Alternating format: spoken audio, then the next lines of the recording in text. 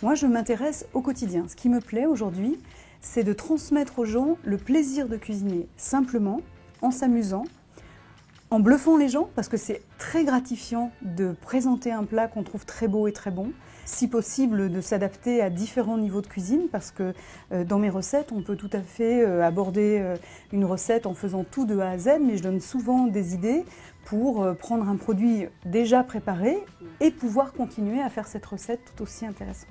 Mais ce qui est très très important, c'est avec cette notion de simplicité, c'est de, d'ouvrir la cuisine à tous les gens qui ne la feraient pas spontanément.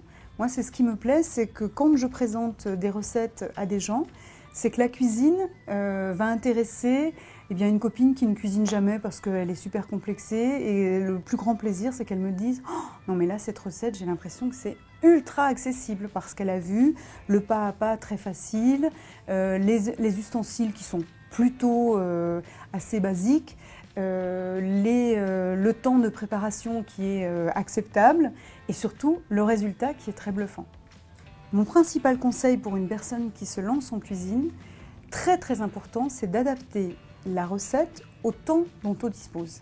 Ça, c'est le premier conseil basique. Ça paraît simple et évident, mais souvent les gens se mettent la barre très haut et donc évidemment sont stressés, quelquefois échouent dans cette recette, mais parce que dès le départ, les conditions n'étaient pas réunies pour faire la recette. C'est très important de se dire, je dispose de 20 minutes, je fais une recette qui ne dépasse pas ce temps-là. Parce que de toute façon, on va être dans le stress, on va perdre du temps.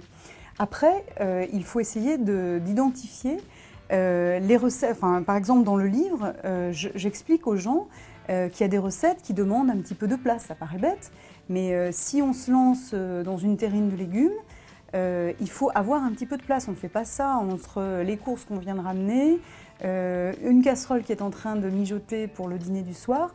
On se donne le temps, l'énergie et la place pour faire telle ou telle recette. Il y a même des recettes que j'ai expérimentées sans rien, sans presque aucun ustensile, presque pas d'ingrédients. On a notamment un millefeuille de champignons avec de la bressaola qui est très bluffant, qui demande juste, dans la mesure du possible, un couteau, une planche. Si on a une mandoline, tant mieux. Si on n'en a pas, on s'appliquera pour couper assez fin des lamelles de champignons. De la bressaola, une petite huile ou une tapenade si on a une petite tapenade.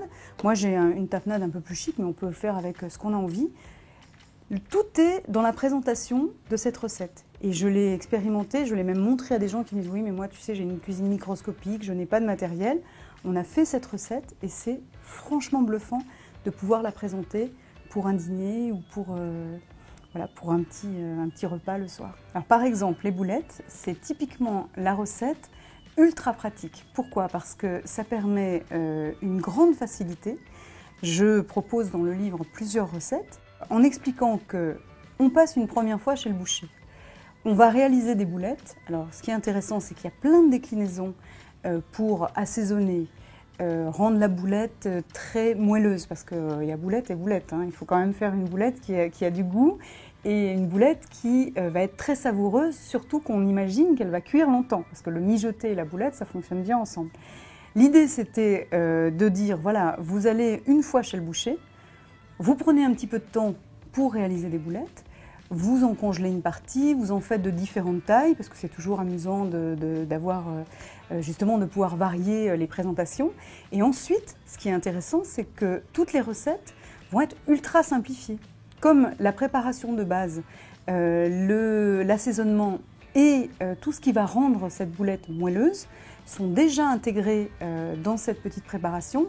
Ce n'est que du plaisir de faire une brochette de boulettes, une sorte de bolognaise un peu originale, de proposer différents mijotés avec des bases de daube totalement différentes, de proposer ces petits pains de voyage qui sont simplement des boulettes enveloppées de pâte à pain et qu'on va pouvoir transporter pour un pique-nique, pour une gamelle de bureau ou un petit moment festif autour d'un apéritif.